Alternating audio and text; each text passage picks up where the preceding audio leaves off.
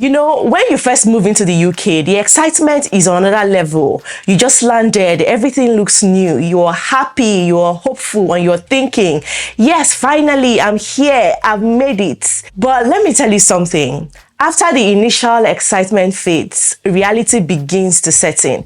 I'm sure reality has set in for a lot of people watching this video right now. So come closer, guys. Let's talk serious business. What a lot of people don't often talk about. My name is Tochi, and welcome to my channel. Please like this video, give it a thumbs up as you're watching, so YouTube can recommend it to more people. Kindly share it to everyone that benefit from it, and to all my returning subscribers, you guys are wonderful. You are amazing.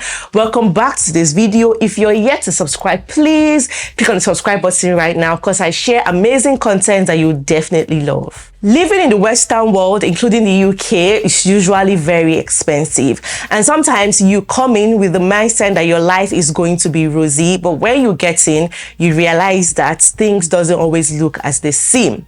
You know, your outgoings for the most part is usually way higher than your wages. And we all know the struggles of getting a 9-to-5. You know, a lot of people can attest to the fact that you're usually not able to even get the kind of job that you're qualified for, the kind of job that you want. So it's usually a struggle getting a 9-to-5 job. And then if you now manage to get it, we all know that depending on just your 9-to-5 right now doesn't cut it at all. Let's be real. If you've lived here for a while, at least for over a year, you'll notice something very interesting. Every April, bills go up. When I mean bills, I mean literally every bill. Your council tax, electricity, gas, even groceries. The prices of everything except your wages. But when wages increase, it's usually by £1, £2, or just a tiny percentage. Can you guys attest to that? If you agree with me, please leave it in the comment section. Meanwhile, your bills have gone up by 10, 15, or even 20% more. So tell me, how do you balance that, especially as a migrant, where a lot of us are not even entitled to public funds, no external support, nothing, right? You're meant to survive by your 9-to-5. And for some dependents, especially those with kids, it might not be that easy, because you have to literally work around the shifts or the work pattern of the main applicant. It's usually very tricky. So how do you balance all of that in the midst of the prices of all your bills going up? And guess what? It's usually harder in the beginning when you're new in the UK trying to get a job. A lot of employers are looking for UK experience, and like I said, sometimes your circumstance might not even allow you to do the kind of job you would want to do, or to get the kind of job that you're qualified for. So you usually just end up getting any job you can find at that time, just to make ends meet. I know this firsthand because, like some of you know, I trained as a lawyer in Nigeria, and when I came here, I couldn't really practice law because of my circumstance, coming in with a child and my husband working full-time, being the main applicant and all of that. So I just had to settle with the job I could find, and I had to work for just 2 days a week. And guess how much I was making? Just about £700 to £750 a month. Yes, now I know some people can actually relate to this. If you can, let us know in the comment section as well. I didn't like it, but that was all I had to hold on to, because that was what my circumstance permitted. And guess what? I then went on maternity leave, and my income dropped even further. I started getting around £600 per month. Guys, you can imagine that. I'm glad I'm able to laugh about it right now. At that time, I tell you for sure, it wasn't funny at all, but it was my reality, right? And the truth is, if I was just comfortable doing that and depended on that only till this date, honestly, it wouldn't have given me the kind of life I deserved, or even helped me give my family and my children the kind of life that they deserve. Because to be honest, if I'm going to be very sincere, if you're making less than £1,000 right now, how are you supposed to cope? And let's not forget how limiting our visas can be. Restrictions everywhere. There are certain kind of jobs you cannot do, some kind of opportunities you cannot access, you know. So because of that in mind, a lot of people now begin to think, all right, let me just deal with this phase now. When I get my ILR, things will get easier. I'll begin to explore. I can now think about a lot of things I can do and all of that. But the truth is, as much as the ILR comes with freedom, it doesn't get any easier, because ILR doesn't remove your bills. It doesn't mean your rent or mortgage will suddenly drop. It doesn't mean your council tax will reduce, or you go to the shops to buy groceries that you buy at a cheaper price. No, it doesn't mean that your bills will stop. Do you know something there that a lot of people don't talk about?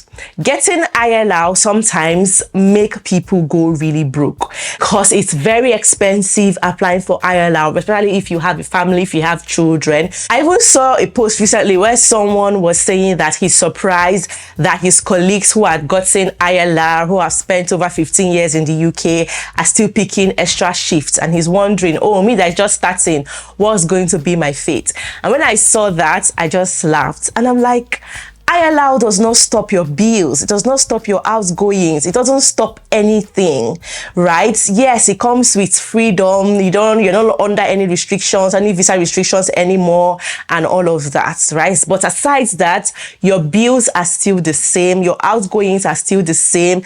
Your responsibilities are still the same. That is if they are not even increasing. So here's the lesson, and I want you guys to also share what you think in the comment section, right? ILR or no ILR, you will keep struggling if you don't have a plan, if you don't have strategies in place to make extra income or to double your income. So what must you do to be successful? You have to start thinking business. 9 to 5 right now, depending on your 9 to 5 alone right now, doesn't cut it. So you have to start thinking and planning about a side hustle, about what you can do to make extra income to balance it. Do not wait for last minute. Do not wait until you get ILR or, British passport. No. Remember the story I just shared of the man that said he wasted over 17 years in the UK because he didn't have a plan. He was just focused on getting his ILR, getting his passport, and at the end of the day, he realized that he would have made a better decision. So he's sharing that story so that we all can learn from it and make wiser choices. Okay? Thinking about a side hustle. Look around your area, your environment. What's missing? What services can you offer? For example, when I started thinking about what I can do, like a business I can do on the side, I thought about taxis, because guess what? When I tried to book taxis, you see, oh, we don't have enough rides, or they are not forthcoming. It was a bit difficult trying to book a taxi, even with your own money. So I started researching about taxi business, how I can go into it. And I talked to some people around me that were also thinking about the businesses to do. And guess what? Some of them are taxi drivers today, and they are doing so well. You don't even want to know how much they are making. And again, there was no African store as well here. We had to drive miles away to buy African food. And I talked about it as well, So these are the kind of things you can look around. Child care, child minding is always a struggle. And people that have started it right now, people that were thinking alike and have started it, they are doing really well because they are solving a problem. They're offering a service, right? Because that was what was missing at the time. Think about cooking, think about baking. If you know how to make hair, do you have enough hairdressers in your area? Can you talk to your people and tell them about your services? They come to you, you provide your service, and you get paid for it. So all these gaps I mentioned were opportunities for someone that was willing to start. So if you look around you, you're definitely going to see something that you can start. It could be an online business, it could be drop shipping, you could even look into being a driving instructor. These are business ideas that I'm giving to you right now. So you can thank me in the comment section. It doesn't have to be something big, right? But make sure you go through the proper processes, do your thorough research before you start. If you need to get permission from your council or anything, do that. Okay? If you're holding on to just your 9 to 5, or you're sitting down just crying about your situation and regretting and wondering when it is to get better, if you're doing all of that, trust me, you're going to be left behind. So you need to take the bull by the horn and start thinking business. Start thinking about a side hustle, about something else that you can do to make money, to help yourself and your family, and to make you happy as well. For me, the turning point was YouTube. I didn't know what to expect when I started my YouTube video. I just started by making a video and saying, welcome to my channel. And that was it for me.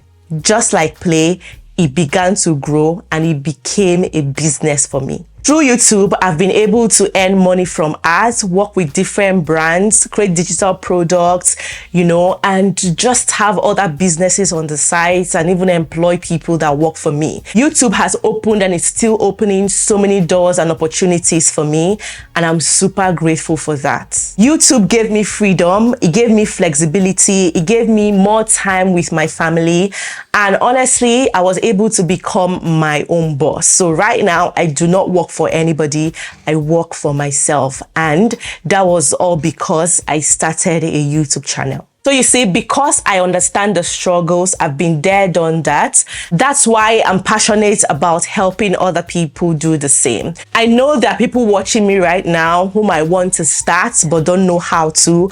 Or probably you already have a YouTube channel and not making any money from it, or you just basically want to learn content creation across different platforms.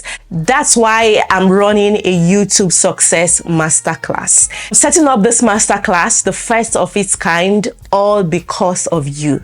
You asked and I answered. It's happening on the 25th and 26th of September 2025. I'm going to leave the link for you to register in the description box, okay? You're going to see the flyer on the screen as well. I can't wait to have you. This masterclass is really going to be packed because I'm going to be pouring everything I know. I'm going to be teaching you literally everything that I know. I'm going to be showing you the strategy I use to grow my YouTube channel from 0 to 100,000 subscribers in 1 year. How I monetize, basically how you can turn your channel into a good source of income and how you can maximize YouTube and make good income from it. You don't want to miss this masterclass. It's coming up on the 25th and 26th of September. I can't wait to see you all there. I'm going to be literally showing you everything down to how much I've made on YouTube so far, literally how YouTube changed my life. Guys, you want to be there, and it can change your life too. It can change your situation as well. So if you've ever thought about starting a YouTube channel or you're thinking about how to build financial freedom, this masterclass is for you, okay? All the details, the link to register will be in the description box. The flyer will be in my community, comment section, everywhere.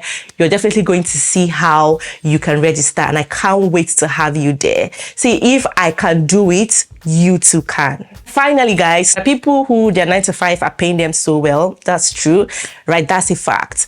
But not everybody will build wealth from 9 to 5. There are people that will get the kind of satisfaction and financial freedom they desire by having an extra source of income or by starting a business. So whether it's YouTube or something else that you would want to go into is okay. But the take home from this video is for you to start thinking about a business, about other things you can do to make an extra source of income. 9 to 5 alone right now doesn't cut it. Let me know what you guys think about this video in the comment section. Thank you everyone for watching. I'll see you all in my next video, and I can't wait to see you in my masterclass coming up on the 25th and 26th of September 2025. See you all there. Bye.